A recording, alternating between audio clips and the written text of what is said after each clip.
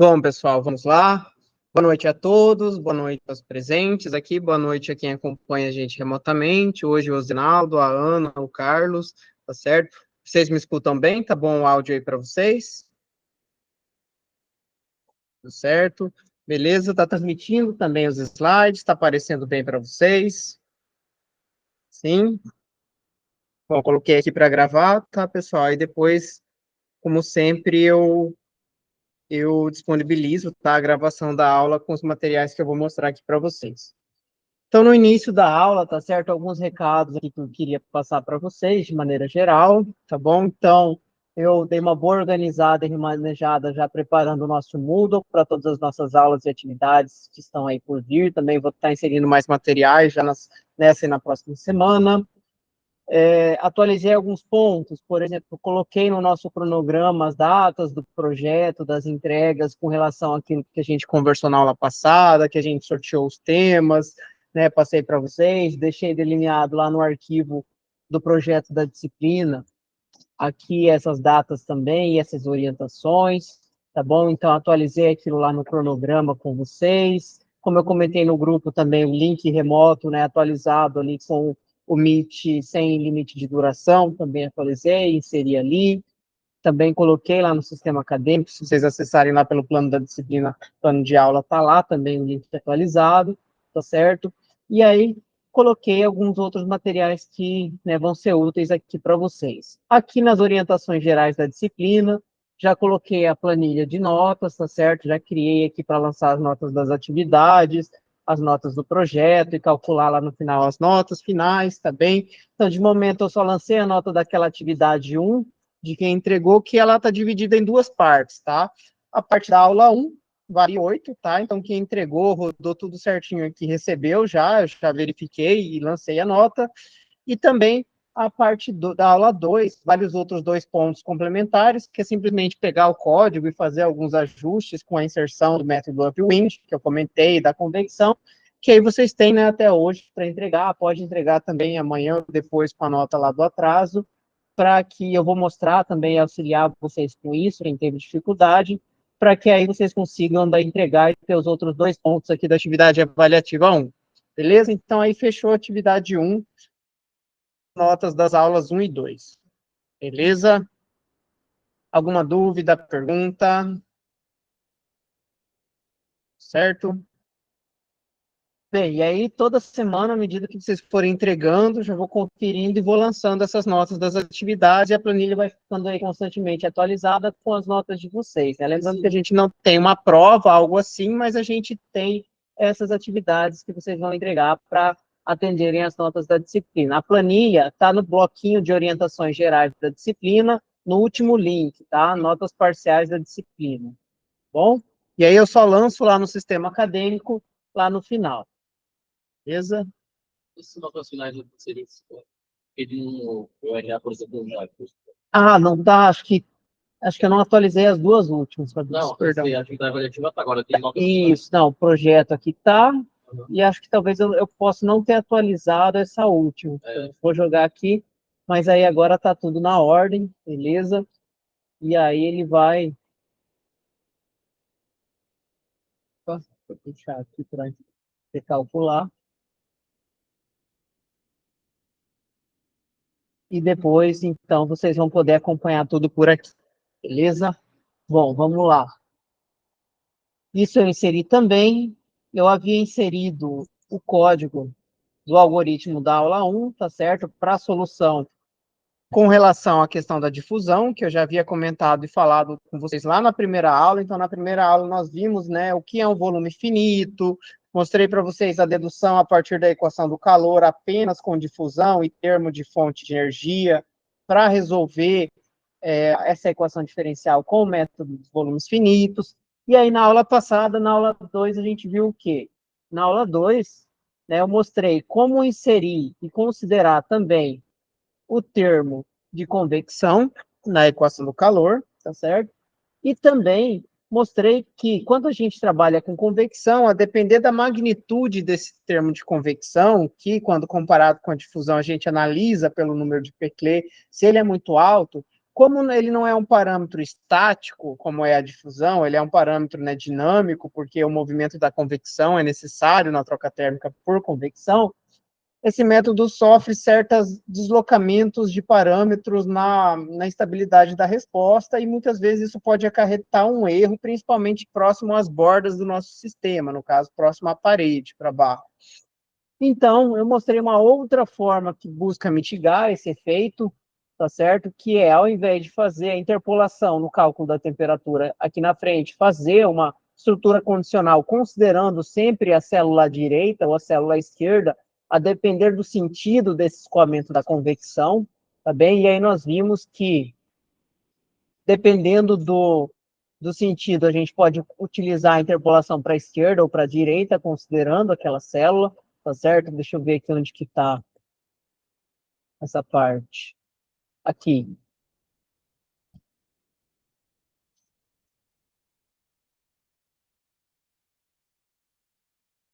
Isso, aqui, ó, se a gente tem o sentido de fluxo ou contrafluxo, da análise a gente considera a temperatura à esquerda ou à direita, tá certo? E isso nos levaria, no final, a um sistema de equações nos quais nós teríamos que considerar, para alguns termos, uma análise condicional, tá? Analisando qual o maior parâmetro entre zero e o valor de FR, tá? E em função dessa análise, FR e FL, nós diríamos, então, qual equação utilizar nesse parâmetro, tá? Então, isso acabaria corrigindo o método de interpolação. Mas, fora isso, nós inserimos também o termo de convecção. Então, quando a gente analisa aqui, né, o que que acontecia? Quando a gente resolveu o nosso sistema para uma velocidade baixa, ele resolveu tranquilo, né? O escoamento de 0,01 metros por segundo. 0,1 metros por segundo também, porém, quando a gente aumentou o número de Peclet para 3, com 0,3 metros por segundo, a gente já viu a não estabilidade na resposta. E aí, né, trabalhando com o método upwind, isso acabou gerando, né, a correção do nosso sistema, da nossa equação, e nos retornando daí uma resposta estável, porque isso permite a gente considerar um valor que leve em consideração essa parte dinâmica do escoamento, e não simplesmente uma interpolação linear que fica estática, sem variar em função do sentido do escoamento. Bom, e aí vou mostrar, né, vou conferir aqui com vocês o código, e queria perguntar, vocês conseguiram aplicar ou implementar isso no código de vocês, no problema de vocês? Eram duas partes. Primeiro, inserir a convecção, certo? Acho que é mais tranquilo. E aí você resolveria um número de Peclet baixo, sem ter problemas na resposta. E a segunda parte é inserir essa condicional para análise de um maior número de Peclet e aí resolver sem ter a instabilidade da resposta. Aí eu vou mostrar para vocês as duas condições, tá? Vai ficar gravado, depois na videoaula vocês podem visitar e comparar essas análises, tá certo? Então aqui o código com a análise considerando apenas a, a convecção, sem ainda considerar a interpolação upwind, tá certo? Então deixa eu ver aqui para rodar aqui, ele já está com o número de um escoamento alto, né? E a gente vê a solução aqui instável e não sendo precisa, porque já está com o número de Peclet alto. Essa estrutura aqui ainda está com a interpolação linear, então ele só funciona para um número de Peclet baixo, por exemplo, para a velocidade de escoamento 0,01. Aqui não está ainda com a diferenciação upwind, tá? Então a gente vê que para um Peclet baixo a gente tem sim uma estabilidade. E aí, o que seria necessário, então, para fazer essa correção? Tá? Vamos dar uma olhada, então, aqui no código corrigido. Tá? No código corrigido, esse código aqui já comporta valores altos de Peclet, tá? Para velocidades de escoamento mais altas. Se a gente verificar e analisar aqui, então, o que que vai mudar? Primeiro, no código, em termos da equação, nós temos agora os parâmetros de convecção, né, escoamento de velocidade, densidade do fluido, tá certo? Que mais CP, tá certo? Nós temos aqui alguns parâmetros que nós não tínhamos lá antes, e quando a gente cria a nossa equação, a gente considera eles naquela dedução pelo método dos volumes finitos. Lembra? O método dos volumes finitos, vou relembrar daqui a pouco também no conteúdo da aula de hoje. Criamos nossas matrizes, geramos nosso sistema de equações, e resolvemos, tá? Printamos a nossa solução. Porém, resolvendo aqui, deixa eu ir para mostrar para vocês onde que a gente acaba analisando e verificando se a gente tem uma análise de upwind construída e inserida no código. Aqui ainda são os parâmetros, aqui é a construção dos centroides, das células, declaração de parâmetros, cálculo dos coeficientes das nossas matrizes, a R, a L, SR, SL, F, tá certo? Geração das matrizes, vetor das temperaturas, que são nossas incógnitas, vetor dos termos independentes, plotagem dos nossos parâmetros, tá? A solução, e configurações gráficas aqui da plotagem da solução, certo? Acho que aqui se encerra. Ok. Peclet 0,3, né? E para a velocidade de escoamento 0,3. Deixa eu subir aqui no código, só ia achar para vocês.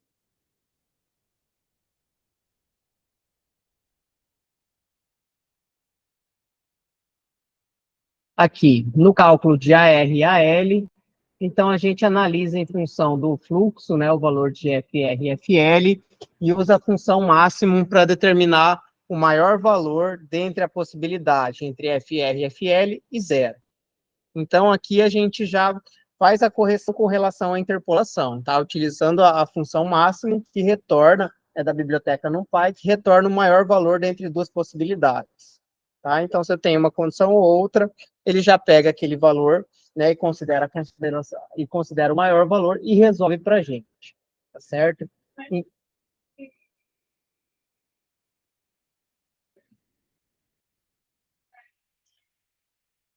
O fluxo convectivo ele já está dentro dos parâmetros, né? Então, SP, SU, AL e AR, eles já estão considerando mais termos, né? Qual?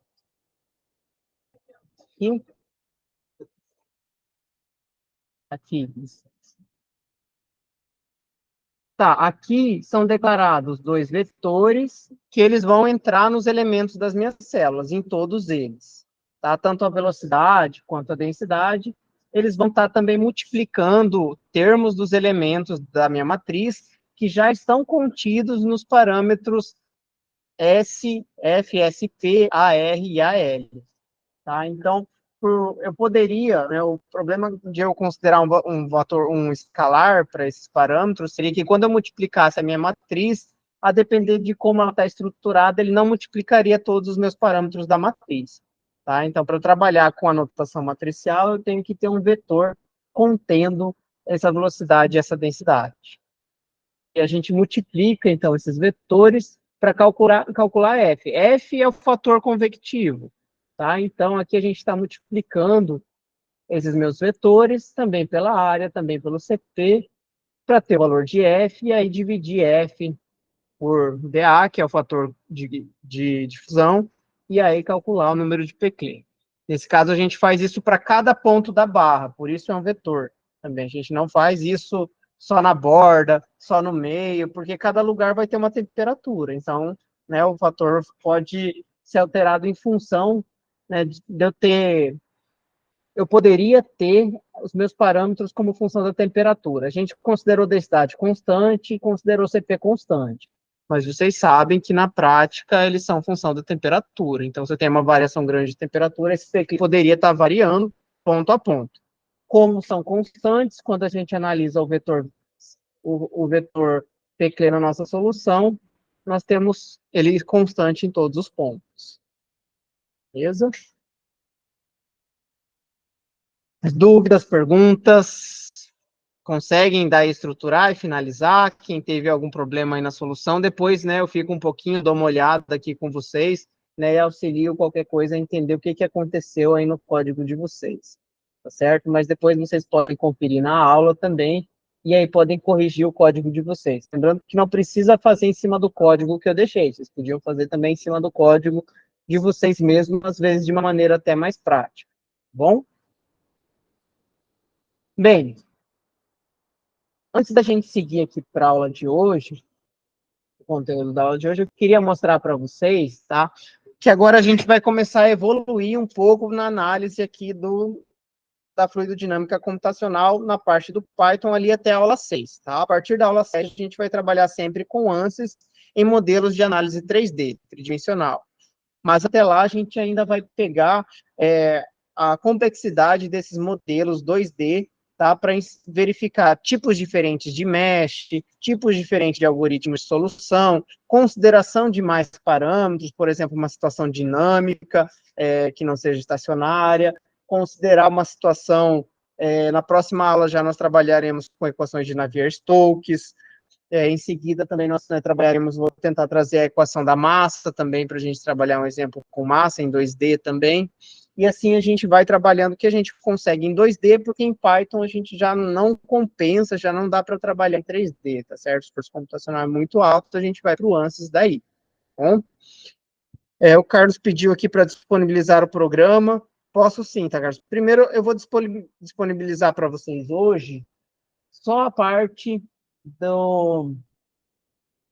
da convecção, tá? E aí, a parte do upwind, eu vou deixar vocês ainda, né, tentarem trabalhar mais um pouquinho, né? Vocês assistam daí a gravação para analisar o código e inserir na estrutura de vocês, mas depois eu também disponibilizo da Upwind, tá? Então, eu disponibilizei agora aqui embaixo o código considerando só convecção, mas aqui ainda está com interpolação linear, tá? Não está ainda com Upwind. Upwind, né, amanhã, né, depois eu já disponibilizo para vocês também. Então, antes da gente analisar sistemas mais complexos, eu queria trazer aqui um código, né, que vem trabalhando, né, também analisando com a orientação de um aluno com o professor Felipe, e nós começamos a estruturar a análise de equações de Navier-Stokes para um sistema 2D de leito fluidizado, tá? Aqui Python, né, simplesmente fazendo alguns balanços de forças, né, que são envolvidos quando a gente trabalha com equações da continuidade, equações de transferência de momento.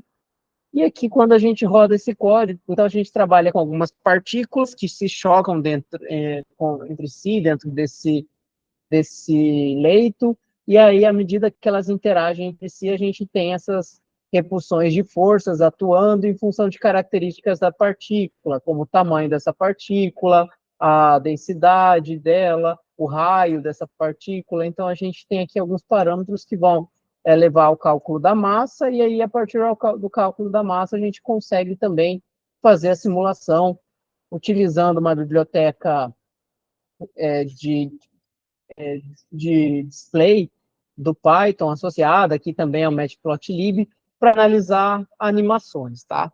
Nesse caso aqui, a gente vai ver esse problema aqui nas aulas mais à frente, talvez lá na aula 5, lá na aula 6.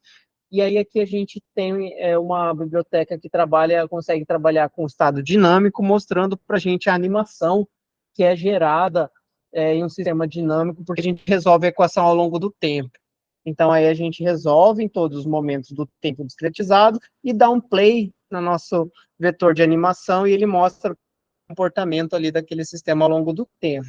Tá? Em 2D ele é um pouco simples ainda, tá? Ele está em 2 dimensões, mas quando a gente gera esse display, vejam aqui, quando resolve o problema, e a gente dá play, ele mostra essas partículas caindo, né, interagindo entre si, caso elas se choquem com a parede, ou caso elas se choquem uma com as outras, né, se dispersando aqui dentro desse leito, tá certo? Então, vejam que é assim que a gente faz a análise 2D, né, trabalhando com um sistema cartesiano, e também considerando propriedades de partículas para analisar um sistema dinâmico, tá? Porque é inevitável, vocês vão ver nuances, quando a gente trabalha sistemas de escoamentos de processos, que isso aconteça ao longo do tempo, que a gente analise isso de maneira dinâmica.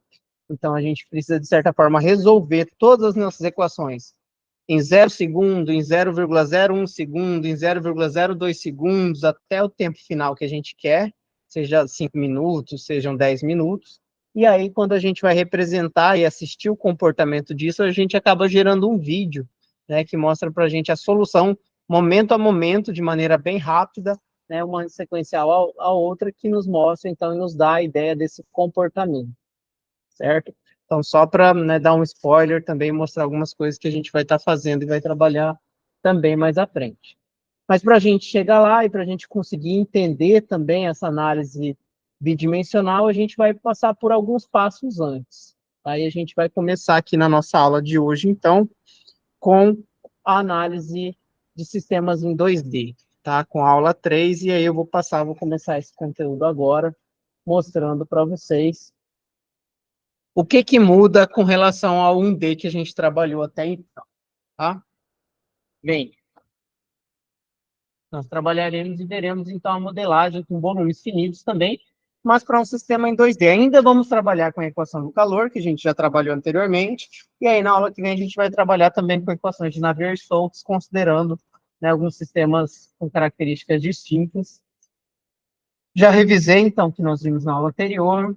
Hoje nós veremos, então, a equação do calor, considerando, por enquanto, só difusão, tá? Na aula que vem, quando a gente for trabalhar na Navier-Stokes, a gente vai considerar difusão e convecção para o sistema 2D. Vamos ver o equacionamento, o que poderia mudar nesse equacionamento. Vamos trabalhar a modelagem em Python, tá? Então, daí hoje eu vou trabalhar junto com vocês, vou mostrar aqui etapa a etapa para vocês irem desenvolvendo o código desse sistema, tá bom? E aí, a atividade assíncrona será vocês trabalharem algumas incorporações nesse código que vocês vão construir aqui na aula de hoje, tá bom? E resolver esse modelo, né, usando o método dos volumes finitos lá no Python. Bem, então, só para contextualizar, sistemas onde a gente pode fazer uma análise tridimensional, a gente tem aí alguns exemplos, mas exemplos clássicos são, por exemplo, aquecimento e resfriamento de componentes eletrônicos, né, em chips, em placas eletrônicas, nas quais isso é normalmente acoplado em um sistema de espessura muito pequena, tá certo? Então, a gente pode desconsiderar o efeito térmico de difusão nessa direção de espessura pequena da placa, do chip, do componente eletrônico, porque não tem praticamente resistência, né? Ela é muito fina, então a difusão ali é muito rápida, eu posso desprezar aquele efeito. E eu considero a troca térmica só no meu sistema, então, disperso nas direções paralelas a essa placa, tá? Pensando aqui, por enquanto, em o sistema cartesiano. Bem, e se a gente analisar e começar a pensar por lógica, o que acontece com os nossos volumes finitos para um sistema em 2D? Para um sistema 1D, nós já vimos na aula anterior. Lembra? A gente gera vários volumes finitos, acoplados um ao outro, e a gente analisa, então, a interação entre eles, uma única direção. Lá nós utilizamos uma notação, né, PLR, tá certo? De left, right, né, em relação a um ponto central. E aqui, né, a única diferença nessa representação que eu trouxe hoje de uma outra literatura para vocês é que a gente usa a notação coordenada, tá certo? Leste, oeste, norte e sul, tá? Do inglês, então, west, east, north, sul, south, né? Então, a gente tem simplesmente essa mudança de nomenclatura, mas a ideia é a mesma. Então, pensando aqui, o que que muda do 1D para o 2D? Me diga. A gente analisar as funções aí na direção, assim, vertical, quer dizer, vertical, ou vertical ou horizontal. Agora, os dois eu já até avisei.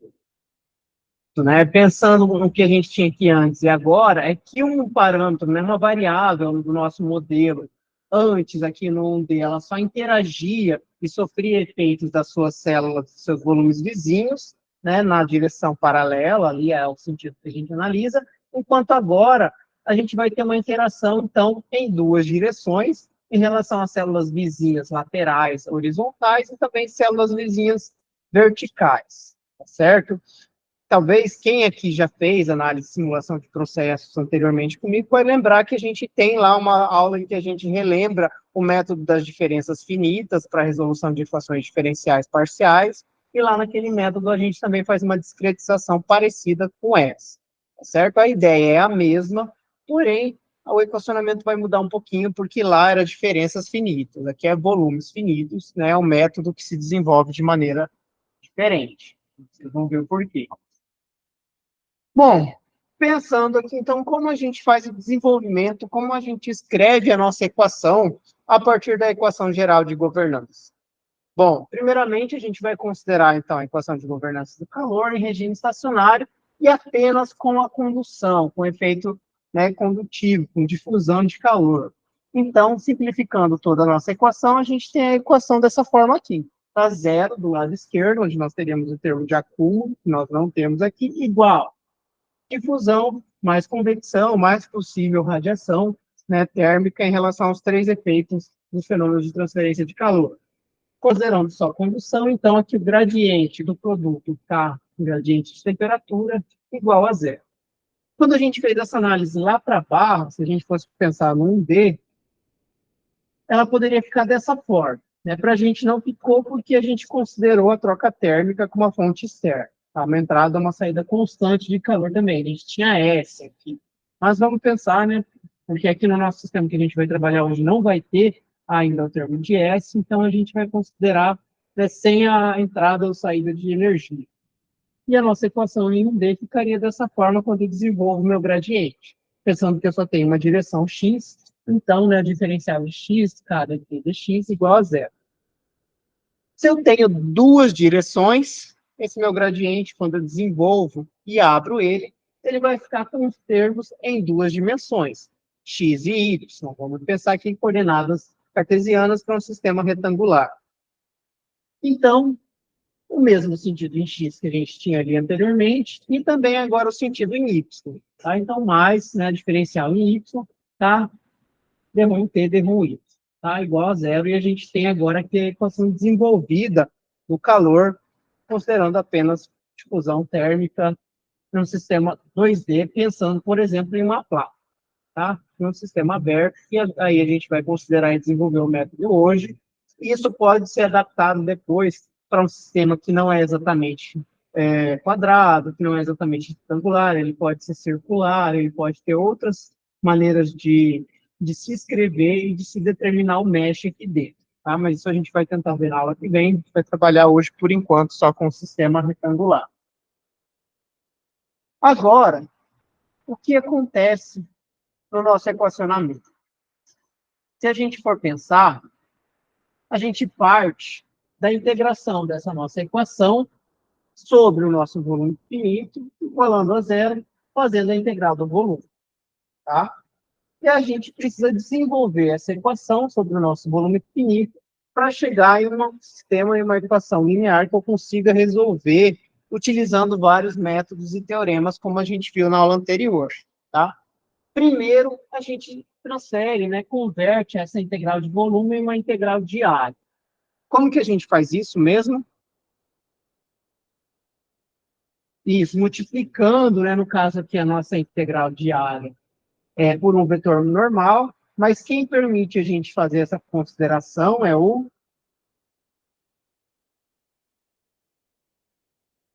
teorema, o teorema que nós vimos.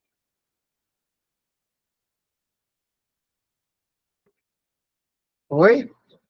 Não. Lá na aula 1, lá na aula 2. Verifiquem lá na aula 1 ou na aula 2, por favor. Vou ver se eu estou com a aula 2 aberta aqui ainda.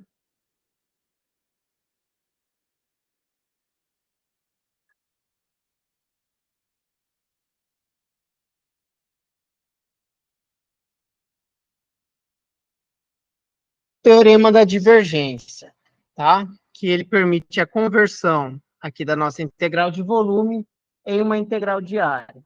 Mas isso só é verdade, esse teorema só pode ser aplicado porque os fluxos de entrada e saída do meu volume finito, eles são constantes, tá? Eu não estou tendo acúmulo ali dentro. Como a gente está em estado estacionário, então esse teorema pode ser aplicado e a gente converte, então, a nossa integral de volume em uma integral de área. Bem, se a gente expandir essa nossa integral de área para, considerando que eu tenho o valor de temperatura à direita e à esquerda para considerar os nossos limites aqui de integração, eu consigo, então, analisar em termos de coordenadas cartesianas 4 sentidos agora para o meu volume finito, né? Pensando aqui, usando a nomenclatura que está, né, colocada aqui, então, leste, oeste, sul e norte, com relação ao meu ponto central do volume finito. Eu vou ter que definir esses meus eixos, quem é positivo e quem é negativo, tá? Então, pensando no eixo cartesiano XY convencional, à direita e acima positivo, abaixo e à esquerda negativo. E aí, quando eu faço, então, a abertura dos meus limites de integração, comparando essas diferenças, eu abro, então, a minha equação, fazendo, por enquanto, tá, uma interpolação linear, que nos dá, então, as temperaturas com relação às minhas vizinhanças. Porém, como o vetor normal ele, no eixo x ele é perpendicular a N e a S, então esses dois termos aqui são anulados. Tá? Eu não tenho vetor normal multiplicando, o vetor normal vale zero na direção x para cima e para baixo. Tá? Ele vale 1 para a direita e ele vale menos 1 para a esquerda. Então, esses termos aqui, né, eles são colocados aqui só de maneira representativa. Mas, na hora que eu abro a minha equação, esses termos aqui multiplicando o vetor normal para o sentido norte para o sentido sul, eles se anulam, né, e se cortam. Porém, eu vou precisar também fazer a mesma coisa para y. E aí, quando eu passo para y, o contrário acontece. O vetor normal no sentido y, ele existe para norte e para sul, e ele não existe para leste e para oeste. Tá? Então, eu não vou ter, no sentido horizontal, vetor normal com relação a essa interpolação em y. Eu só vou ter no sentido vertical. E, portanto, só sobram esses dois termos aqui. Quando eu faço a minha interpolação linear entre os pontos, é por isso que eu fico aqui ao final com 4 termos apenas. Tá bom? Se eu fizesse, né, se eu tivesse os 4 termos para x e os 4 termos para y, eu teria no meu final 8 termos. Tá? Porém, como eu só tenho 2 termos, sendo esquerda e direita para x e para cima e para baixo para y, eu faço a interpolação com relação a p para todos eles. Bom, e quando eu faço essa interpolação para p para todos eles, eu tenho que fazer, né, da direita menos da esquerda, dividido por 2, e reescrever a minha equação, minha expressão, e eu chego, então, nessa minha expressão aqui abaixo. Então, eu tenho esses dois termos que se referem a y, tá certo? Norte, centro, centro e sul, e esses dois termos que se referem, então, aqui a x. Leste, centro, centro, oeste. Bom, então, eu tenho 4 termos na minha equação final, passando, né, resolvendo esses limites de integração com relação à minha área para x e para y. É a mesma estrutura que a gente viu na aula anterior. Tá? Então, vejam aqui. Reescrito novamente, a equação que eu mostrei ali no slide anterior aqui acima, e aí eu tenho condição de isolar minhas variáveis. Tá? Eu consigo fazer operações matemáticas aqui distributivas, multiplicando KA e H por TE, depois por menos TP, aqui também multiplicar menos pelo TP, menos também pelo menos TW, né, fazer todas as minhas distributivas, agrupar os termos que eu tenho TP em comum, agrupar quando eu tiver TS, TM, TE ou TW, e reescrever numa equação só, atribuindo coeficientes que representam os coeficientes de parâmetros que eu tenho constantes ali no meu sistema. Tá? Vejam que aqui ainda, eu vou apagar a luz desse carro, mais fácil de enxergar. Aqui ainda está sendo diferenciado, tá? Por exemplo, o K, a área de ação transversal, né? O meu H, aqui que é do termo, né, da minha interpolação, porque isso aqui também seriam propriedades que poderiam variar com a temperatura. Tá? Mas por ser uniforme área de seção transversal, vocês vão para isso, né? Com o sistema que a gente vai resolver e considerar aqui hoje, então vai ser igual para todos. Então, eu consigo, no fim das contas, também simplificar os meus termos na hora de eu trabalhar e resolver. Porém, na prática, a depender da situação, eu poderia ter esses termos diferentes entre si e eu teria que considerar os efeitos de variação de temperatura também. Bom? Bom, considerando, então, essa abreviação para os meus coeficientes, tá certo? Como eles estão colocados aqui, eu consigo escrever a minha equação aqui em cima, que vai ser a minha equação geral, para eu escrever ela para todas as células da minha malha, tá? Que agora será uma malha bidimensional. E também já vamos pensar, para a gente conseguir resolver, a gente precisa de condições de contorno, tá? Dessa placa. No nosso caso aqui, hoje, a gente vai trabalhar com as condições de contorno, né? Sendo a temperatura igual a zero nas extremidades esquerda, direita e inferior da placa, e temperatura igual a 50 graus Celsius na extremidade superior da placa. Bom, para a gente conseguir aplicar esse equacionamento, né, e fazer essa consideração da condição de contorno sobre todos os elementos da minha malha, vamos agora compreender como que eu faço a discretização da minha malha, tá? E aí eu já vou trazer alguns pontos aqui em Python, né, alguns comandos que vão ajudar depois a gente a construir, a elaborar esse código. Bom, então a gente precisa definir matrizes 2D em Python, tá certo? Ou seja, né, matrizes de XY, onde XY vão representar as posições na minha placa, e aí eu vou ter que fazer uma indexação desses pontos para conseguir, então, distribuir essa malha de volumes finitos, certo? Igual a gente fez e trabalhou lá na barra, né, no sentido 1D, a gente vai trabalhar com matrizes de zeros inicialmente. Bom, e aí, em cima dessas matrizes de zero, a gente vai substituir todos os coeficientes para, no final, conseguir resolver o nosso sistema matricial 2D e conseguir traçar o perfil que se estabelece sobre a nossa placa. Em Python, né, o primeiro termo sempre se refere ao número de linhas, o segundo termo sempre ao número de colunas. Tá? Então, se eu criar uma matriz de zero, por exemplo, 5, né, por 4, né, eu vou conseguir montar esse número de pontos na minha placa, né, para representar a malha. E aqui um exemplo de como fica a nossa matriz quando a gente cria essa matriz de zero. Né? Claro, que tem a dimensão diferente, né, que está declarada ali, só para ilustrar. E aqui embaixo, vejam, cada elemento dessa matriz faz menção a uma posição, tá certo? Da minha malha. Sendo a primeira posição 0 e 0, né, e a minha última posição, então, é o número de colunas menos 1 e o número de linhas menos 1, tá certo? Porque o Python sempre trabalha com o primeiro elemento do vetor ou da matriz como sendo 0. Tá? Então, meu último elemento sempre vai ser o tamanho da matriz menos 1, seja a linha, seja a coluna. E aqui, quando a gente constrói, né, e define qualquer variável ou matriz no Python, e a gente quer depois analisar, a gente tem alguns comandos-chave que a gente vai estar trabalhando. Tá? O comando de mostrar a minha matriz, que é o elemento da minha matriz, tá? Que eu posso pedir um print, né, do elemento IJ da minha matriz A, ou eu posso pedir o print de uma linha específica ou de uma coluna específica.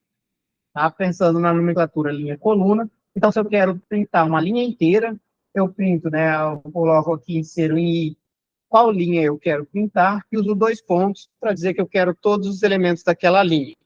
E o contrário com relação à coluna. Eu digo o valor de J, que aqui é minha coluna, e 2 pontos para representar que eu quero todos os elementos daquela coluna.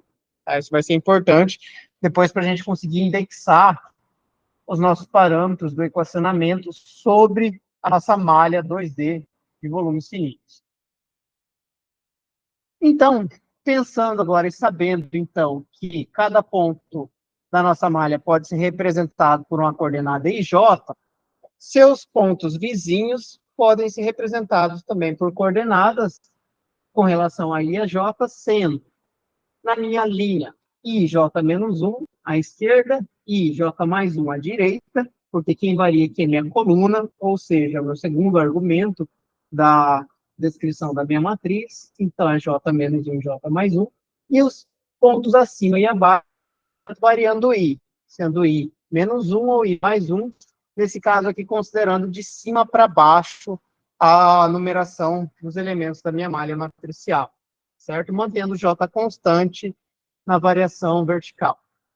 Então, vejam aqui em esquerda, como ficam os nossos elementos. Os meus elementos aqui, por exemplo, da minha primeira coluna, da coluna 0, vão ficar 0 e 0, 1 e 0, 2 e 0, 3 e 0, 4 e 0 e 5 e 0. Bom, e alguns elementos aleatórios, né, sortidos aqui, vão ficar, né, aqui ao final 0 e 5, né, linha 0, coluna 5, linha 1, coluna 4, aqui mais ou menos linha 4, coluna 2, tá bom? Então, vejam que eu consigo indexar com uma notação matricial a posição de cada volume finito da minha malha 2D. E a gente vai trabalhar com as operações matriciais aplicadas lá à nossa equação de governança e às nossas condições de contorno. Por exemplo, né, como que a gente vai associar essa indexação aos elementos lá da minha malha? Vamos pensar aqui, por exemplo, primeiro em relação ao ponto específico da minha malha. Nesse caso aqui, eu vou pegar o ponto da malha 3,2, tá? Onde eu tenho aqui, então, a minha linha 3, que na realidade é a minha quarta linha, porque a minha linha inicial é a linha 0, e a minha coluna 2, porque a minha coluna inicial é a coluna 0. Se eu parar para pensar nos elementos que eu tenho aqui ao redor, à minha esquerda eu tenho o ponto 3,1, à minha direita o ponto 3,3, acima o ponto 2,2 e abaixo o ponto 4,2. Olhando aqui para a minha equação que foi desenvolvida e que eu cheguei para a minha equação de volume finito de temperatura em ponto P, eu posso escrever e simplesmente substituir PEWNS pelas minhas coordenadas. Tá certo? Então, vejam aqui que a minha temperatura nesse ponto do Mário 3,2 vai ser coeficiente da análise do ponto à esquerda vezes a direita vezes o meu ponto T3,3, acho que está invertido aqui. Certo? Não está certo, é aí, né? E aqui é a direita. Mais o coeficiente do meu ponto à esquerda agora, vezes a temperatura 3,1, que é a temperatura esquerda, mais meu coeficiente do meu elemento na temperatura T2,2, que é o meu ponto acima, e o meu coeficiente vezes a temperatura no ponto T4,2, que é o meu ponto abaixo. Tá? Então, simplesmente, né, olhando para a minha equação e substituindo o índice de T pela minha coordenada, eu consigo indexar a minha temperatura em cada ponto da minha malha. E daí, quando eu for resolver isso, eu vou escrever essa equação para todos os meus TPs, tá? Um TP aqui, um TP aqui, TP aqui, aqui, e fazer isso para todos os pontos da minha placa, né? Nesse caso, na análise bidimensional, montar um sistema de equações enorme e resolver esse sistema de equações enorme que computacionalmente é possível e viável de ser resolvido e trabalhado, tá? Bom, outra coisa interessante também.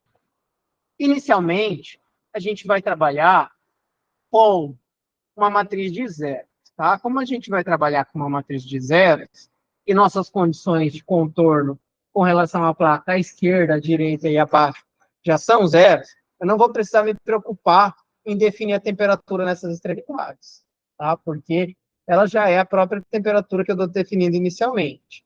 Porém, se fossem diferentes de zero, aí eu precisaria fazer uma alteração na minha condição de contorno, tá? Em cima da minha matriz de zero. Onde que não é zero a temperatura na placa, na condição de contorno? Em cima. Então, eu vou ter que dizer que a temperatura na minha linha zero, para todos os elementos dessa linha, é igual a 50. Tá? Vejam que, assim, eu já estou setando todas os meus elementos de borda do meu sistema, que são minhas condições de contorno. Então, eu não preciso me preocupar em escrever a minha equação para os pontos na borda, para os pontos em vermelho, só para os pontos centrais em azul. Porque se eu pegasse aqui um ponto na borda, eu não tenho ninguém à direita dele. Se eu pegar aqui à esquerda, eu não tenho ninguém à esquerda dele. Então, eu não conseguiria equacionar dessa forma. Eu vou conseguir resolver, porque eu já sei os valores das bordas, que equivalem, então, às condições de contorno apresentadas para o meu sistema. Dúvidas, perguntas até aqui?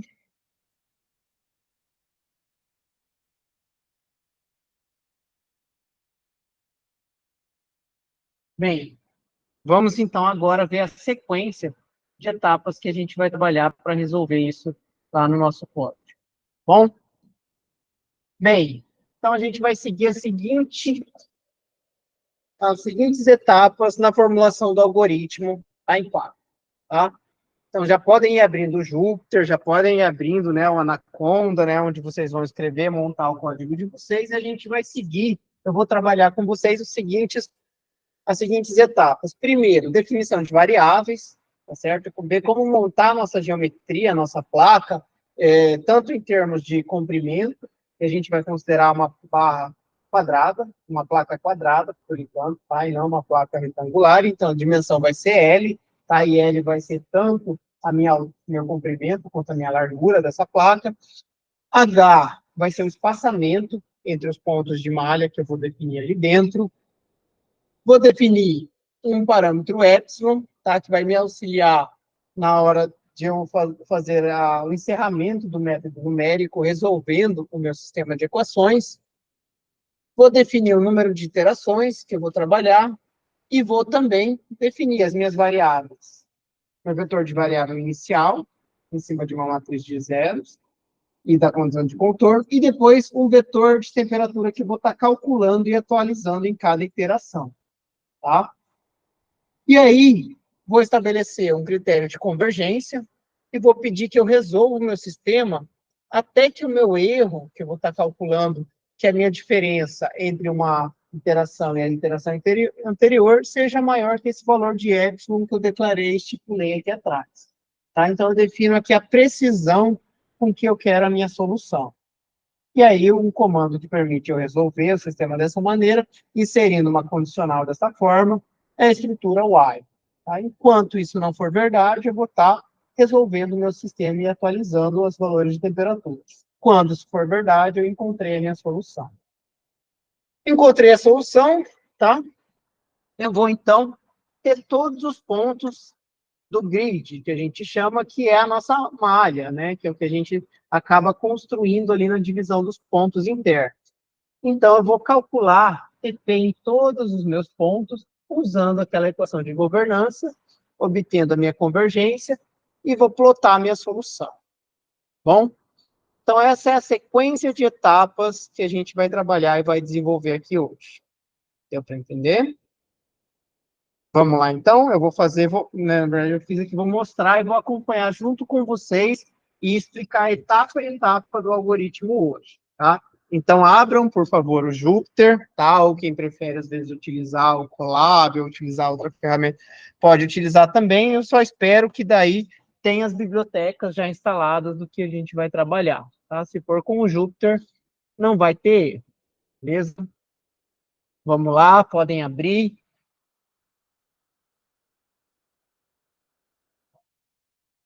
E vamos começar. O pessoal aí está conseguindo acompanhar. Carlos, Ana, o Zenaldo, Lourenço também está remoto hoje.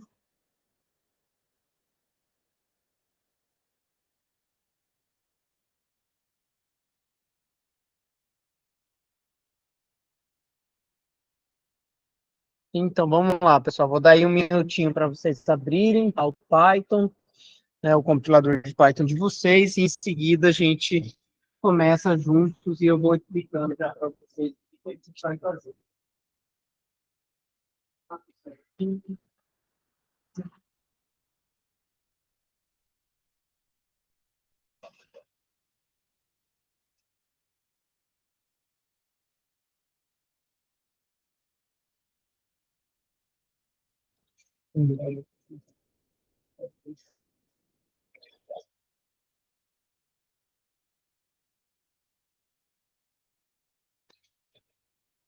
Bom, eu trouxe os comentários, tá? Só para facilitar depois vocês irem se localizando, tá? Vocês podem escrever os comentários se vocês quiserem, mas caso contrário também, né? Podem se preocupar em se ater só à estrutura, tá? A gente vai finalizar a estrutura, esse código aqui na aula hoje, e aí a atividade de vocês vai ser fazer alguns ajustes em cima desse código, assim como vocês fizeram, né, da aula 1 para a aula 2.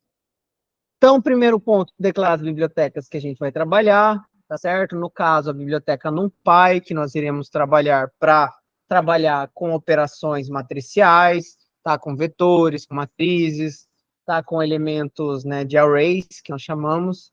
E aí eu vou abreviar, né? Nós temos, né, essa opção de abreviar o nome da nossa biblioteca. Normalmente, NumPy, nós abreviamos como NP, porque daí quando eu for chamar uma função dessa biblioteca, ao invés de ter que escrever NumPy, eu vou escrever apenas NP. Isso facilita o código, abrevia, né, e torna mais simples da gente trabalhar.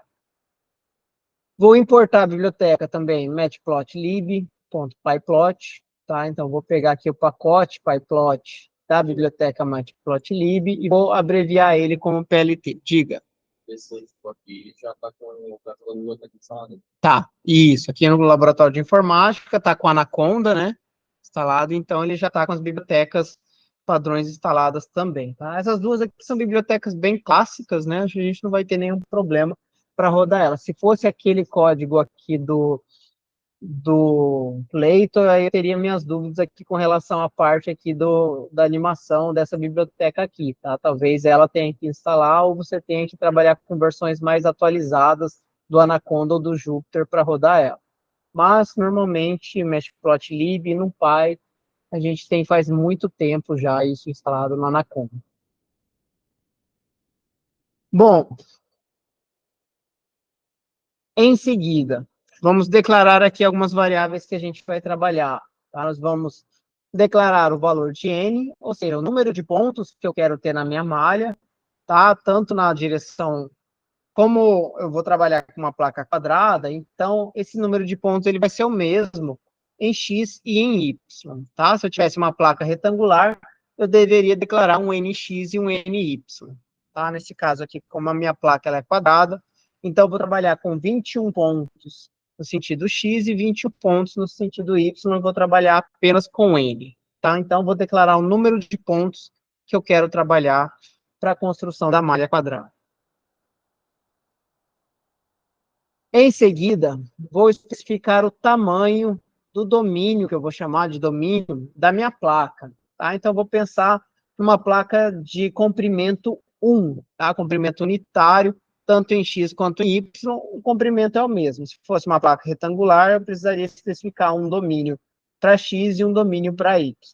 Tá? Como é uma placa quadrada, então aí eu posso trabalhar apenas com um valor que eu vou considerar que é dimensional, tá? Isso aqui pode ser 1 metro, isso aqui pode ser um valor unitário de tamanho de placa, tá? Então, a gente não vai trabalhar com uma unidade aqui específica, mas poderia ser 1 metro, poderia ser 1 centímetro, pensando em um componente eletrônico, algo que eu tenho ali, em que vai haver dissipação térmica de calor, né, resfriamento ou aquecimento.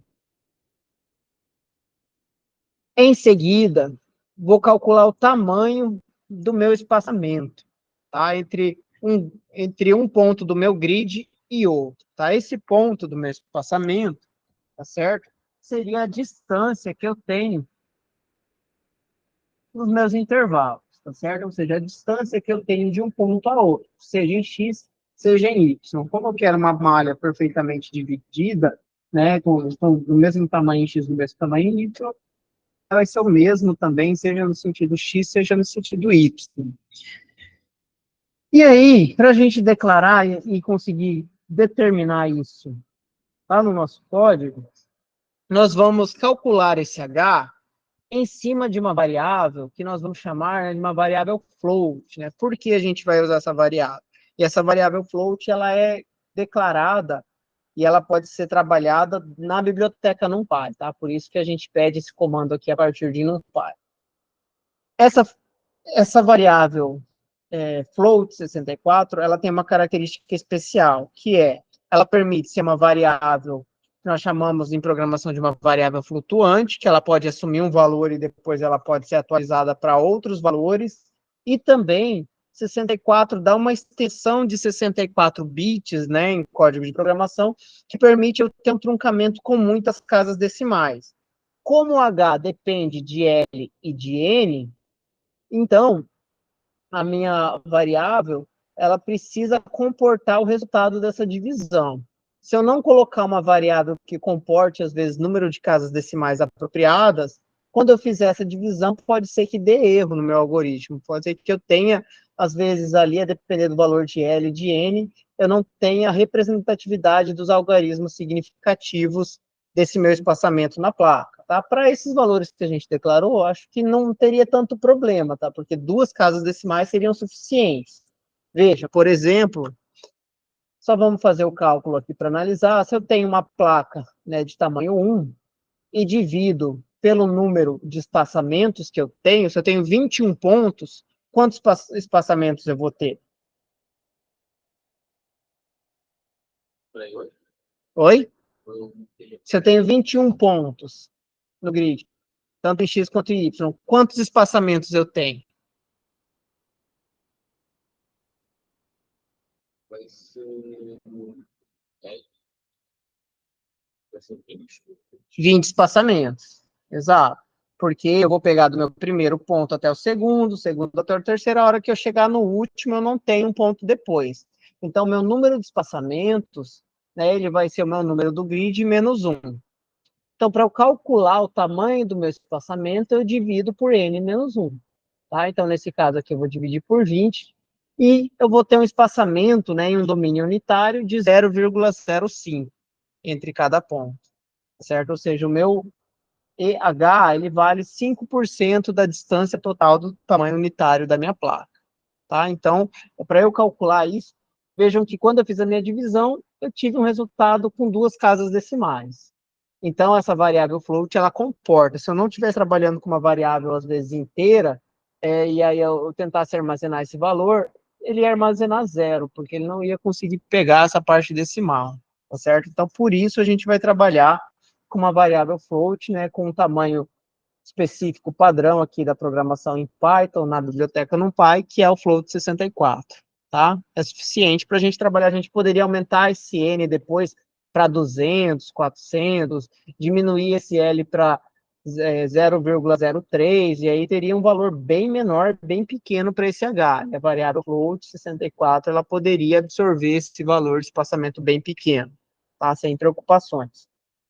Então, isso é uma atenção que a gente tem que ter. Nós vamos trabalhar com código fazendo iterações, tá? Para a solução das minhas temperaturas ao longo. E aí, eu vou calcular, vou partir da iteração zero. Tá? Só antes da gente ir em frente, né? Acho que o Lourenço mandou aqui a pergunta, se ele não compreendeu muito bem porque o N-1. Não seriam só os espaçamentos dentro da malha N-2? Não, né, Lourenço? Porque, na verdade, eu vou contar ou da esquerda para a direita ou da direita para a esquerda. Se eu contar da de esquerda para a direita, eu não vou ter o espaçamento após o último ponto do grid.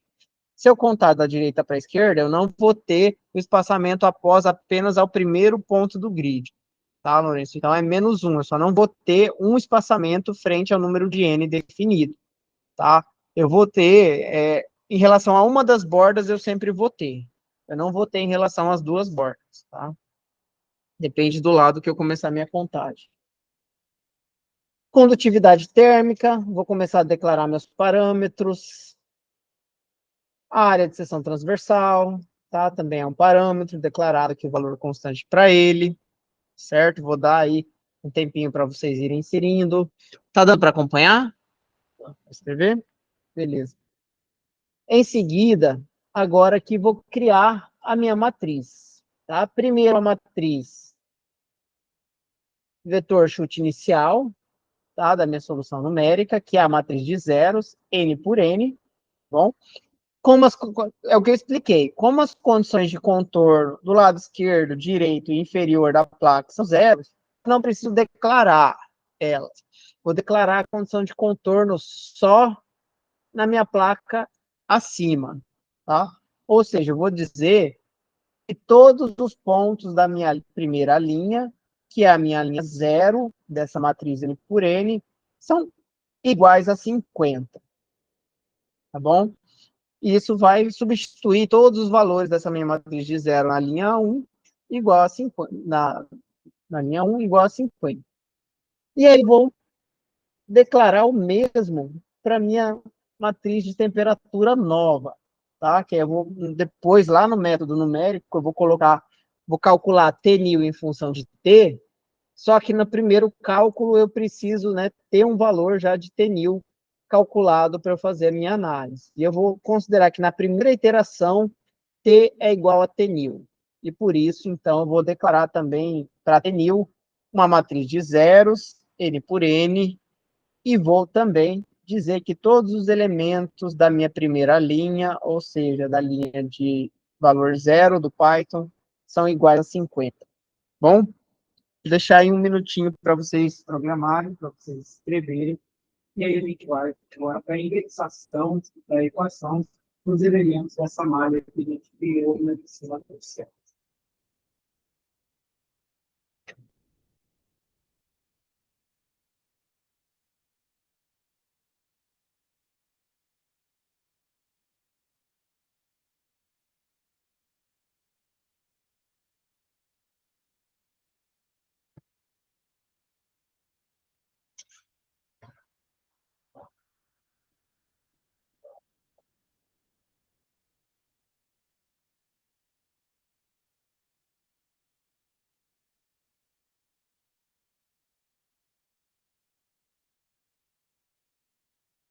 Bom, um pouquinho mais em frente agora, eu vou declarar o meu epsilon, tá? Que é a precisão com que eu quero.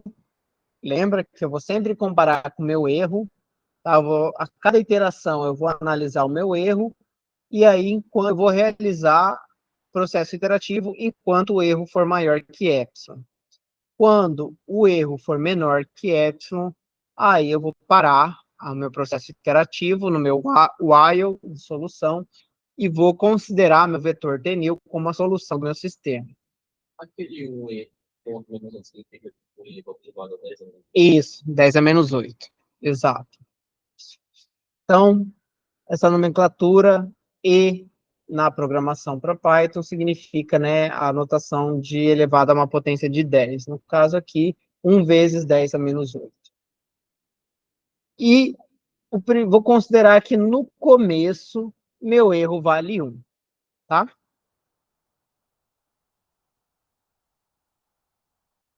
Aqui, eu tinha colocado um comando para plotar o erro, tá? Ao longo do processo iterativo, mas eu tirei, tá? Senão vai poluir muito a nossa solução final.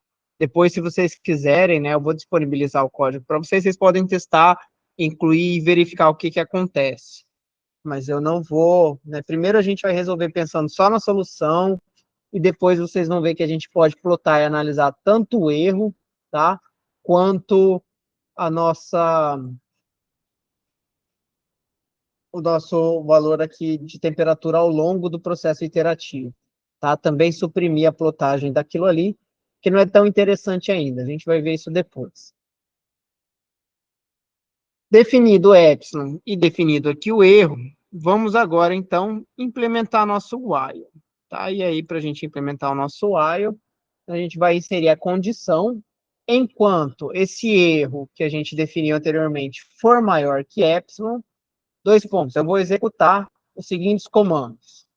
E aí, os seguintes comandos que eu vou executar vão ser trabalhados dentro de uma estrutura de repetição, dentro de outra estrutura de repetição, tá?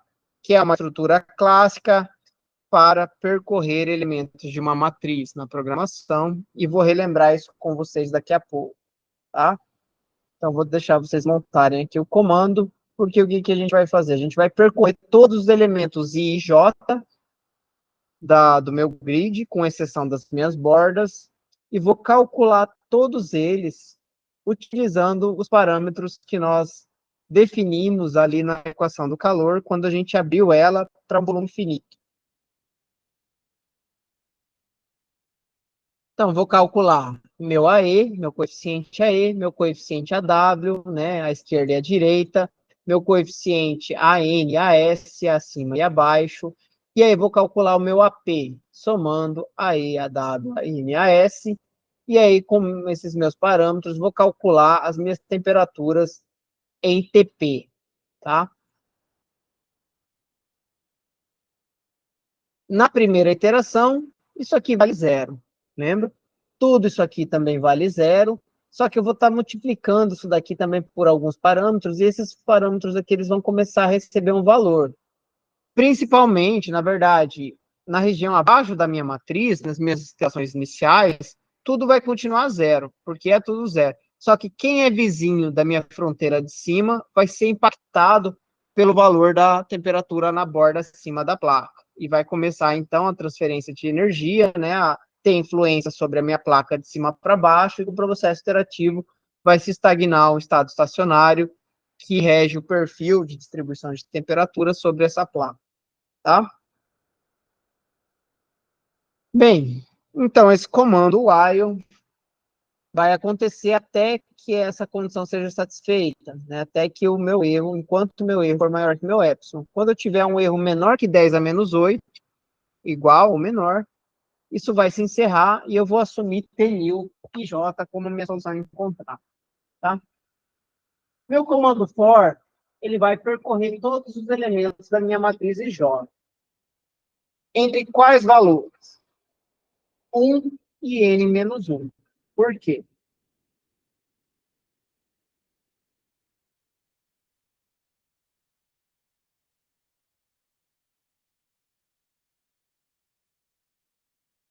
Por que não de zero e por que não até N?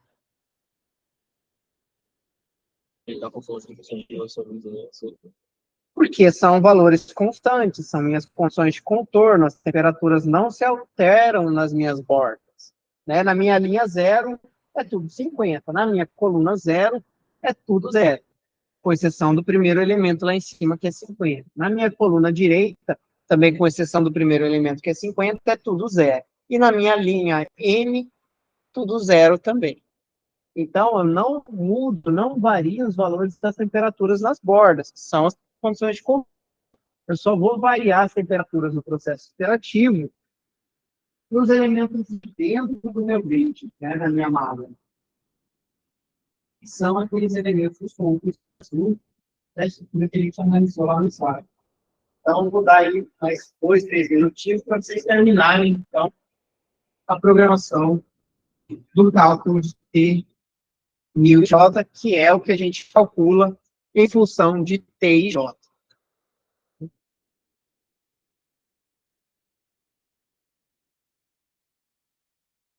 Então, isso um pouquinho.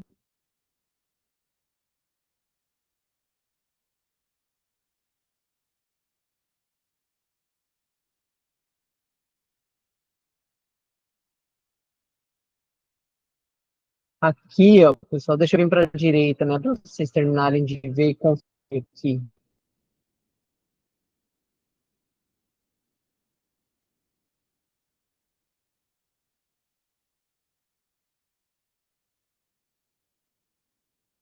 Mas ele não faz porque os constantes são sendo por seria zero a ele.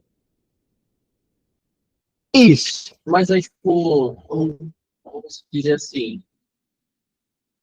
os valores, esses valores de gravidade, tipo, você não deve ali atrás. Se você quiser zerar aí, então não daria certo mesmo sem Não, porque para células na vizinhança a equação não é essa, porque eu não tenho célula direita de quem está à direita, não tenho célula acima de quem está lá em cima, então essa equação aqui muda. É por conta que ele, tipo, os valores ali em cima variáveis, então eu sei tudo igual para a diferença, né? Sim. E no primeiro passo, vai pesquisar perto.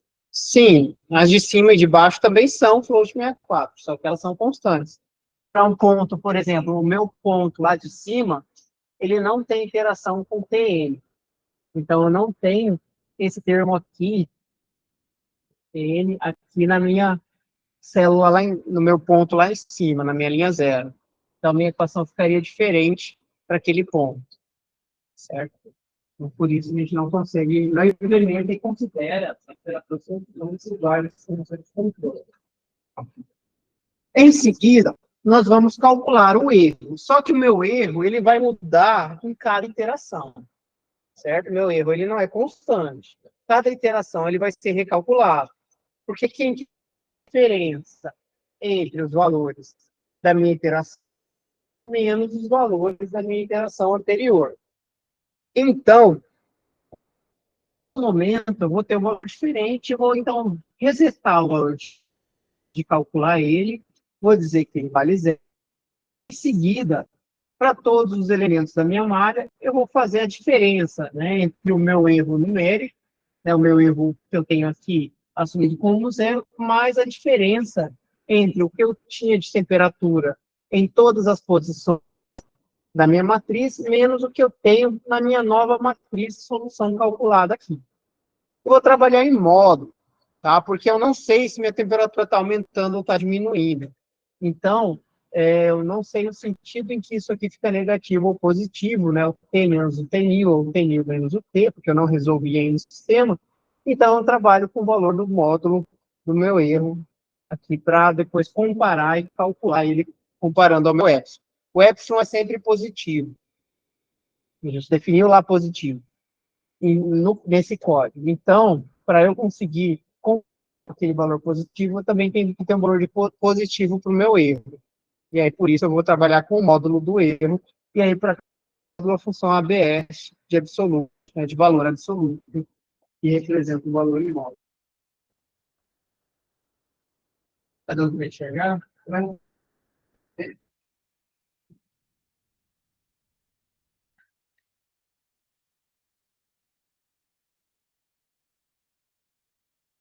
Pessoal remoto está conseguindo acompanhar também? Está aparecendo bem para vocês?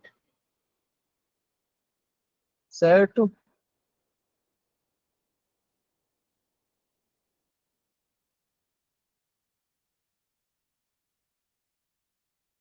Beleza. Agora, eu vou passar para a interação seguinte. Aí no final, para no final eu saber quantas interações eu fiz, lembra que lá no começo do código a interação vai... Aí a interação vai servir como um elemento contador da programação.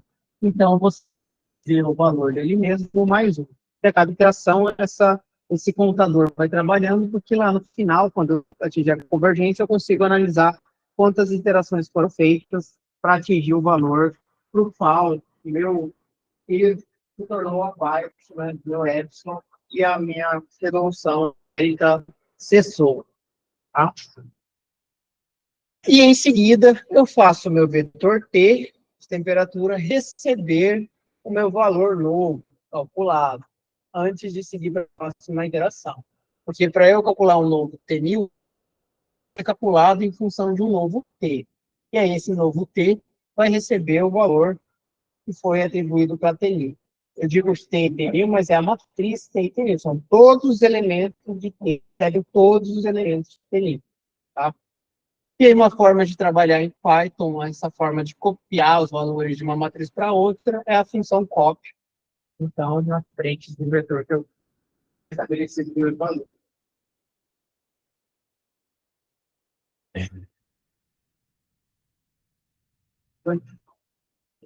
E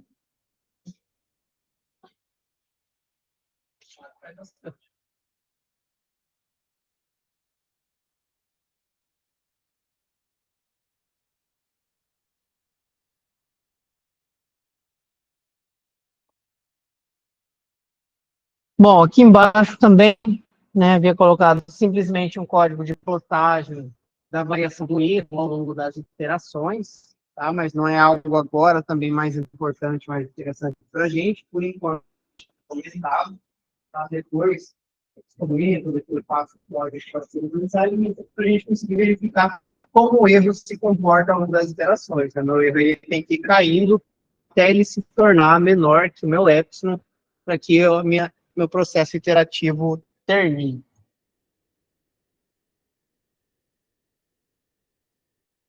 Beleza? Todo mundo acompanhou até aqui? Alguém quer que espere um pouco? Não? Vamos lá, a gente está finalizando. Agora, em teoria, a gente já terminou o processo iterativo, tá, pessoal? Porque assim que esse erro calculado aqui for menor que o meu epsilon, meu código vai parar e o meu t vai receber o meu último t-nil e aí acabou, tá? Aí minha matriz T representa minha função de temperaturas distribuídas sobre toda essa placa. Bom? Bem, vamos plotar os resultados agora, então. Para plotar os nossos resultados, a gente vai trabalhar aqui, né, por partes. Primeiro, vou mostrar aqui a parte para a gente fazer o... Deixa eu ir para a esquerda para a gente enxergar melhor. A construção do que a gente chama de plotagem em mesh, né? Plotagem em malha. Então, não é simplesmente uma plotagem XY convencional que a gente está acostumado, né? É uma plotagem de superfície. Nesse caso, uma plotagem 2D de análise de malhas, que normalmente os programas, MATLAB, o Python, entende como gráficos de mesh, né? Gráficos de malha, onde a gente gera, né, o que seria ali um grid, né, uma malha com cada ponto dos elementos da minha matriz. Então, primeiro, eu vou dissociar os meus valores de x, tá, da minha matriz, e depois vou dissociar meus valores de y, tá? Porque para eu plotar, eu vou precisar saber x, y e t, bom?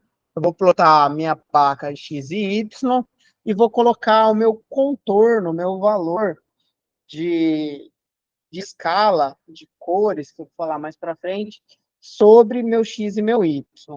Então, o comando arrange, ele retira, né, com o espaçamento H, todos os elementos em X.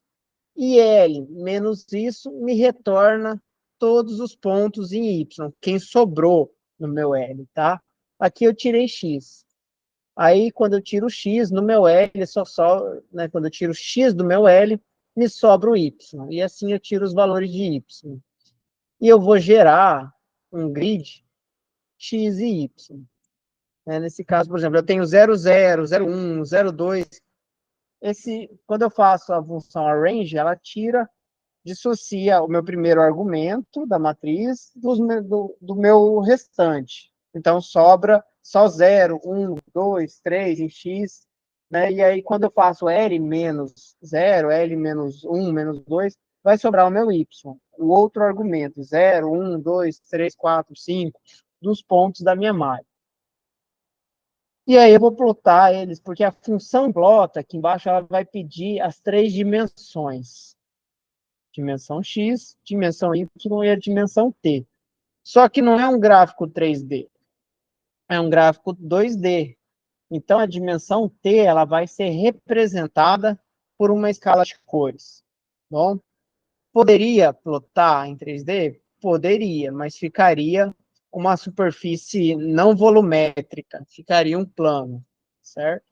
E seria um pouco daria para analisar igual, mas seria talvez um esforço desnecessário. Assim a gente consegue analisar tranquilamente também, olhando uma placa de cima com o perfil, ou olhando ela em 3D de lado. Às vezes é até mais difícil olhar ela de lado. E aí eu crio o meu mesh X e Y com esse comando mesh grid associado à biblioteca NumPy. E aí vou começar a fazer minha plotagem. Primeiro eu abro uma figura, tá? Uma figura na qual eu vou plotar, jogar meu gráfico. Então, PLT para a biblioteca matplotlib, ponto figure, né? E vou dar um número aqui para um tipo de figura que a gente vai trabalhar, chamado de figura 11. Vou fazer a plotagem em malha, tá? E aí, para isso, a gente vai usar a função contorno, que é uma função que, né, gera um gráfico de contorno, só que quando a gente plota em cima desse contorno um grid, a gente acaba chamando isso de um mesh grid também, tá? Mas então eu vou criar um plot de contorno usando a função contourF, né, contour function, da minha biblioteca matplotlib, e eu vou inserir 4 argumentos dentro dessa função contourF. Quem são esses argumentos? X, os elementos do meu eixo X, Y, os elementos do meu eixo Y, T, os elementos da minha terceira dimensão, que eu vou representar por uma escala de cores, nessa análise 2D, e 12 representa a escala de cores que eu estou trabalhando. Se eu não me engano, cada escala de cor tem um nome, tá, no Python. Por exemplo, eu vou abrir aqui para vocês, vou pesquisar e vou mostrar aqui alguns nomes para...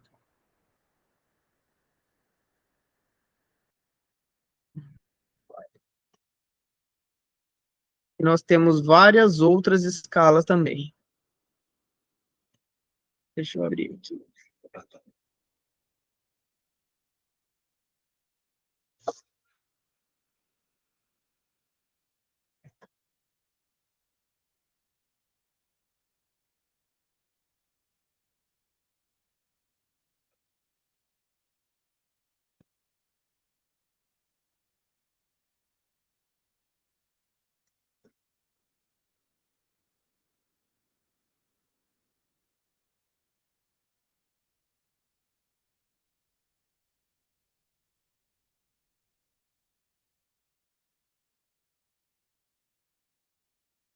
Vamos lá.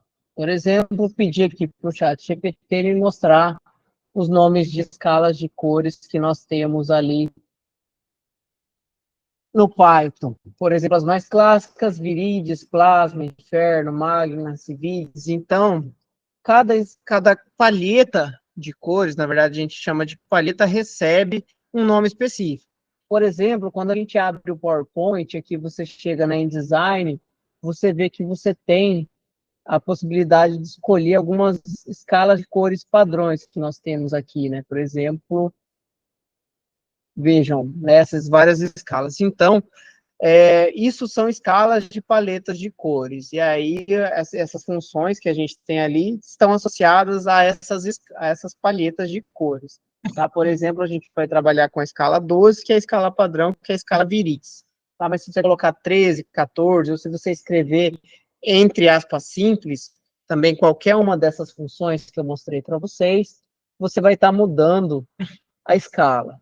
Tá? Vamos fazer primeiro, vamos trabalhar, né, com a Viritz, depois vocês podem tentar trocar para ver o que muda, tá? Por exemplo, aqui ele mostrou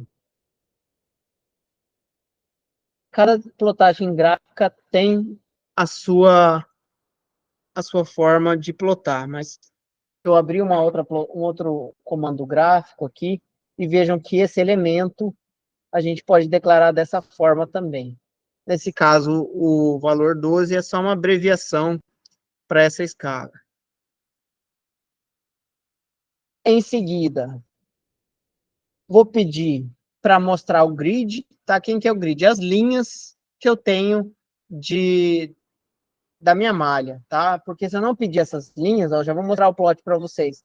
Ele vai mostrar só as cores, tá? Ele não vai mostrar esse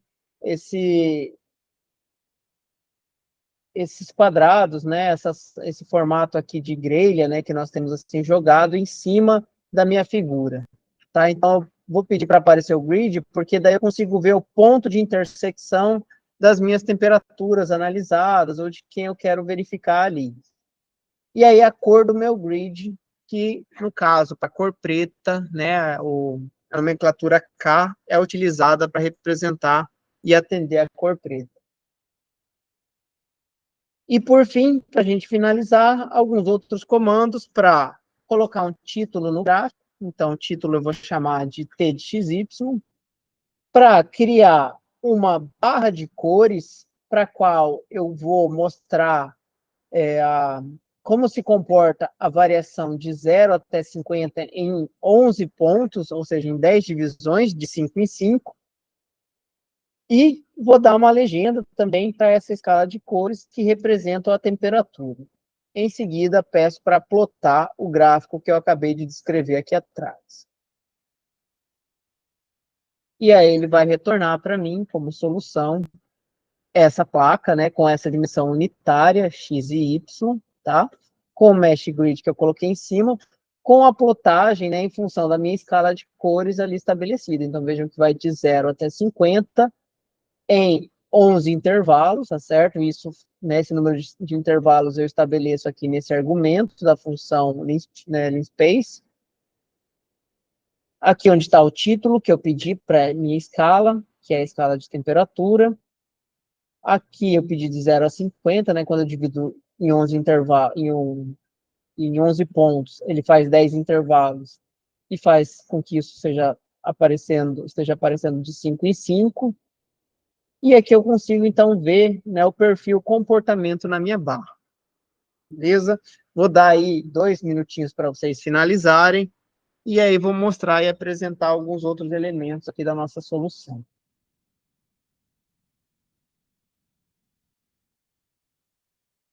Para um N igual a 1 e um N igual a 21, acho que normalmente uns 2 minutos. Áudio de vocês aí rodando, já resolveu. Tentando rodar 10 minutos. Você terminou o plot ali?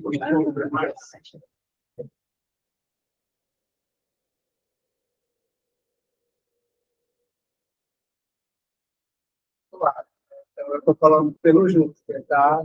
O Colab, ele manda para o processador da Google, roda lá. E não sei, pode ser se o servidor lá não estiver devagar, pode ser que você vai. Tem mais alguém? Abordou? Pelo erro? Essa é a hora divertida do programador. Essa é a hora que você aprende o que está acontecendo. E os demais aí remotamente estão conseguindo rodar? Lourenço, Zenaldo, Ana, conseguiram finalizar? Se quiserem que volte em alguma etapa do código, me avisem, tá? Que daí eu volto aqui para vocês. Pessoal, enquanto isso, enquanto vocês finalizam, né, eu vou passar aqui para vocês, né, eu havia comentado lá no primeiro dia, no dia 24 de abril, eu vou estar participando de um evento, tá, representando o DERINT, aqui da UTF Londrina, tá certo, lá em São Paulo, e, portanto, a gente vai ter aula de quarta-feira prevista para esse dia, e a gente vai fazer uma reposição, tá? E aí eu vou propor essa reposição não presencial, tá, já que a gente já tem uma parte da disciplina assim, onde eu vou deixar a videoaula gravada para vocês no Moodle, com todo o material e atividade lá para vocês desenvolverem. E aí, para isso, né, para a gente fazer o procedimento, vou passar uma lista para vocês verificarem e estudarem a anuência, para eu conseguir depois registrar isso no sistema. Tá bom? Tem sim. O pessoal que está remoto, eu vou mandar para vocês depois um formulário, né, um docs, ou eu mando o arquivo para vocês assinarem também de maneira eletrônica remotamente. Beleza? Ô, Zenaldo, qual que foi o erro do seu? Onde você quer que eu retorne aqui para conferir?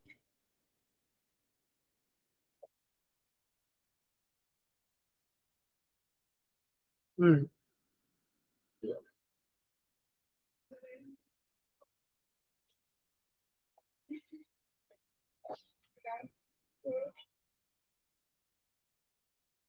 tá, retornei aqui para o final, Zenaldo.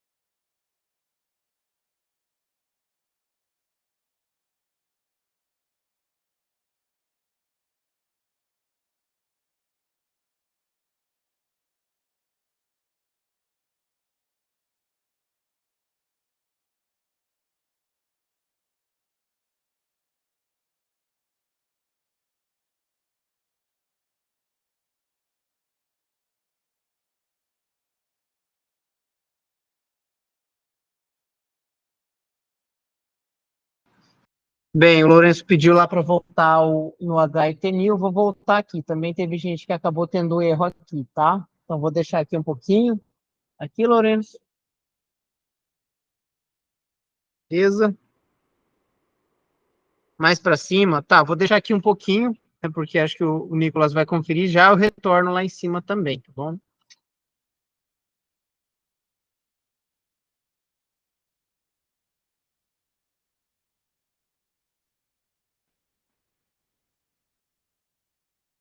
Conseguiu conferir, Nicolas? Tá certo. Certo. Mais em cima, será que vocês esqueceram de declarar alguém?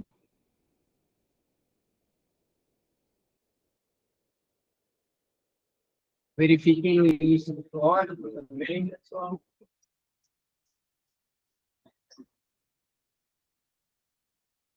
Então,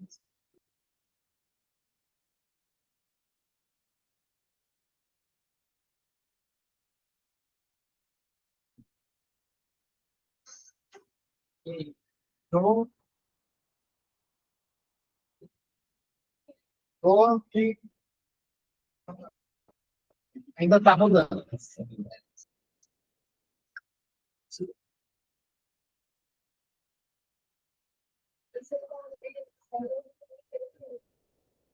Se quiser, você pode diminuir o H, né? As passagens. Então, um grid de 11 ao invés de 22.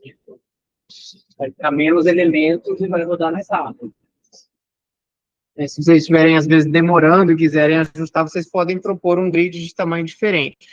O Lourenço disse agora o dele lá.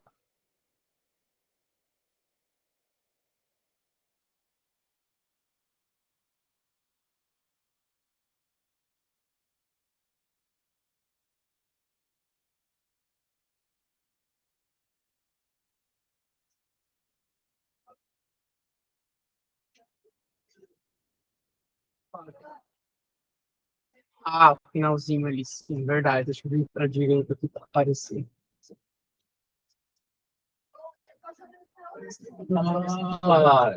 Faltou o finalzinho da equação. Isso, na primeira vez que eu transmiti, pessoal, às vezes não apareceu o finalzinho, que é o denominador que a gente tem, aqui é TP, né? Então, AP multiplica TP e aí o AP passa dividindo todo mundo aqui desse lado, certo?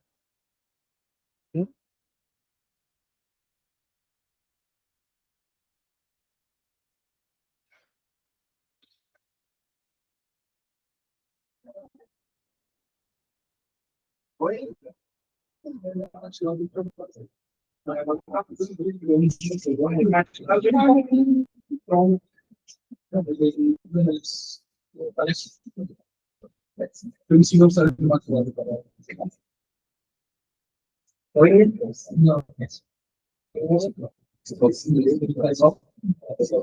Mas transferir uma forma que você declara cheirinho importante.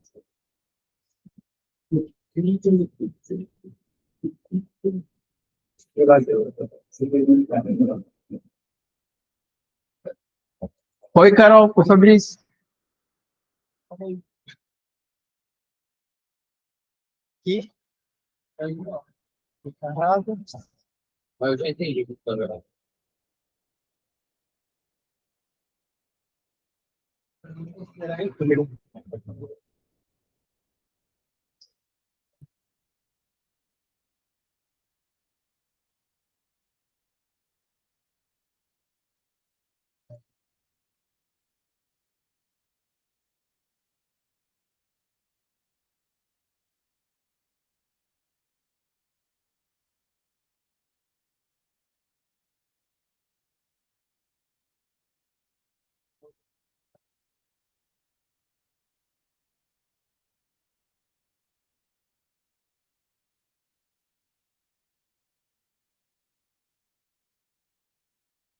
Pode botar aquele white que vai dentro. Maio, vai. Isso. O Zenaldo pediu para colocar na parte final, já coloco, tá, o Zenaldo? Só terminar aqui, olhar essa parte, já eu coloco no finalzinho também.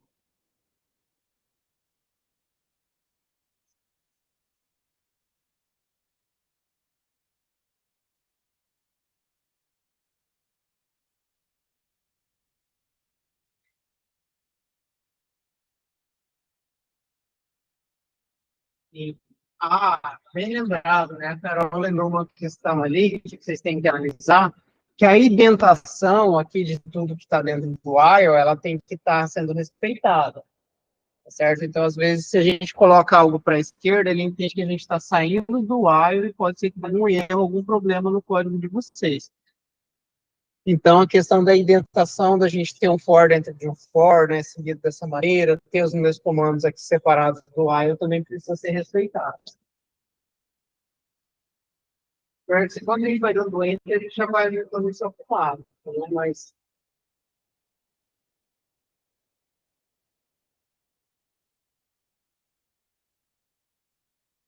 aí ele estava no while para sempre. Eu usei o ele perfeito. Nossa.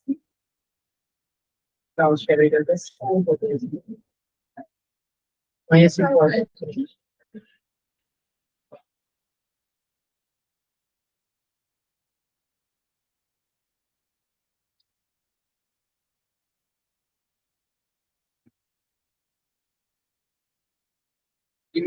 então,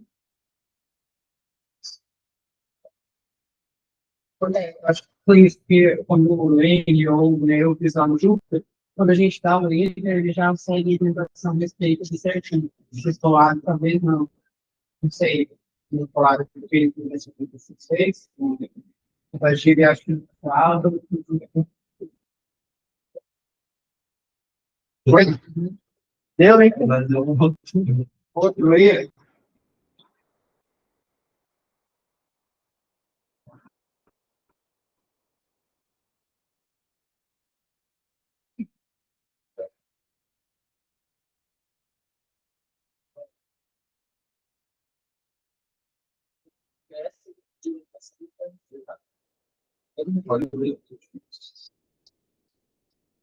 Aí já não, a partir daí já é fantástico.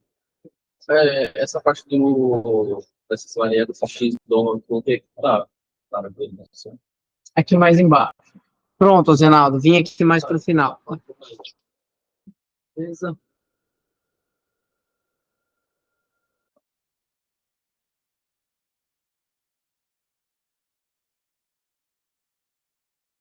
Então, vejam que hoje nós aplicamos o método de fórmulas finitos em cima de uma análise bidimensional apenas com difusão, tá? Com construção térmica. O meu erro ainda tem essa questão do wire. Será que não é datação? Pode. Pronto, foi deu certo agora. Era isso. Era hidratação. Uhum. Isso, datação agora.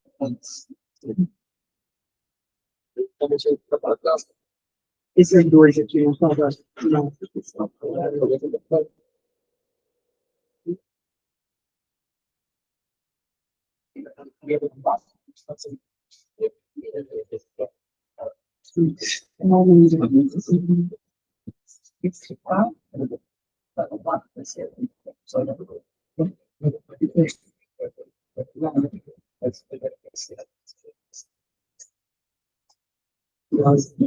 Será que pode ser declarado no meio, então avaliado no meio, como eu penso, você vai fazer igual? Não, mais para cima, lá no código. Você peguei o 0, 5, e depois você reseta ela para às vezes faltou um R no nome dela. Foi aqui, pessoal? Bom, vamos lá. Né? Vou deixar aqui para quem ainda vai acabar, mas antes disso eu vou explicar a atividade de vocês, tá? Então, a atividade de vocês, trabalhando em cima desse código para a próxima aula, será implementar e resolver o exemplo apresentado na aula 3, utilizando programação em Python, adicionando o termo de fonte de energia na equação de governança da transferência de calor, ou seja, a gente não considerou S, lembra? A gente considerou lá na primeira aula para barra 1D? Então, vocês vão adicionar o valor de S com aquele mesmo valor que existia lá para a barra, tá? Para o mesmo valor, era 1000 watts por metro segundo, alguma coisa assim, se eu não me engano, né? Então, vocês, ao invés de 1000 watts por metro segundo, vai ser 1000 watts por metro quadrado segundo, porque agora é uma placa e não mais uma barra. Tá? Então, vocês vão inserir o valor de S. E também vão inserir a temperatura de 50 graus Celsius na parede direita da placa. Tá? Então, não vai ser mais só condição de contorno lá em cima, tá? Mas também na direita da placa. E aí, para isso, né, vou dar uma colher de chá para vocês e vou mostrar aqui também como a gente pode inserir, colocar essa condição de contorno, tá? Vejam aqui que basta, na hora que eu criar a minha matriz de zeros, eu dizer que a minha última coluna, tá certo? Ela também vale 50, bom? Ou seja, por que minha última coluna? Por que minha última coluna ela é para todos os elementos, né, para todas as linhas na minha última coluna? Já que eu tenho 21 pontos, eu vou de 0 a 20. Tá? E para eu considerar esse valor como sendo 20, aqui eu tenho que colocar n menos 1. Essa é a minha última coluna. Porque não existe a coluna 21. Como são 21 colunas, as colunas vão de 0 a 20.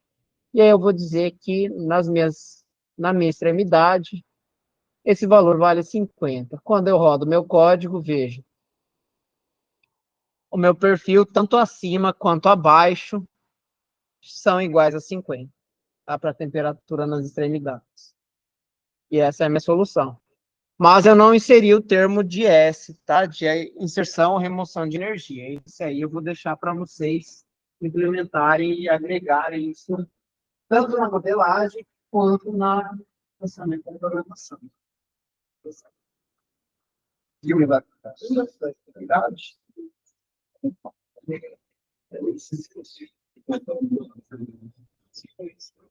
Tá bom.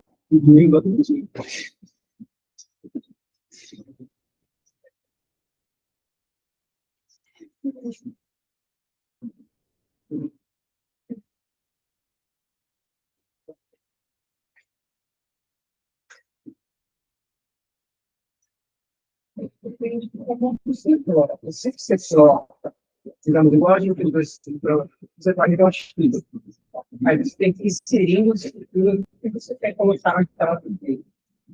Agora, você pode colocar direto os seus argumentos. Então, você coloca direto os seus argumentos, ele já puxa algumas coisas, você consegue já ver que ele não trata. Aí, ele está aplicando por partes. Quando a gente coloca partes, ele só dimensiona.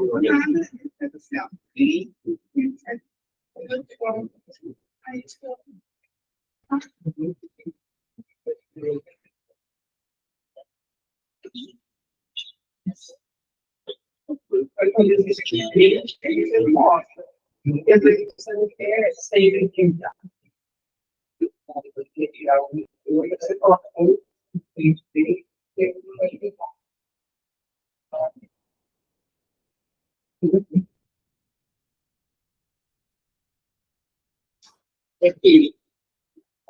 eu consegui agora pegar a cor também. Bem, pessoal, então eu expliquei a atividade, tá? Então, né, só finalizando aqui para o pessoal que já conseguiu acabar, quem não acabou e quiser ficar, tomara aqui tudo bem, tá? Pode ficar, mas vou fazer o fechamento, então, da aula, para depois encerrar a videoaula também. Hoje nós fizemos, então, essa simulação com o método dos volumes finitos para uma placa com transferência de calor, considerando apenas difusão. Vocês vão considerar agora na atividade de função e inserção e remoção de energia, considerando outras condições de contorno, certo? Então, aqui as principais referências da nossa aula, tá certo? Obrigado pela atenção de vocês, tá bom? E quem finalizou está dispensado e até breve, até a próxima, certo? Se alguém quiser para ver alguma questão, alguma dúvida, ficar um pouquinho, também posso ficar, tá bom? E aí também, quem quiser, também pode ir trabalhando aqui na outra atividade, beleza? Até mais sobre isso, tchau, tchau. Beleza, pessoal, remoto também, tudo certo? Querem ver alguma outra questão? Até amanhã eu já estou disponibilizando a videoaula, tá? Para vocês conferirem também, tá bom? Até mais, Zenaldo, tchau, tchau.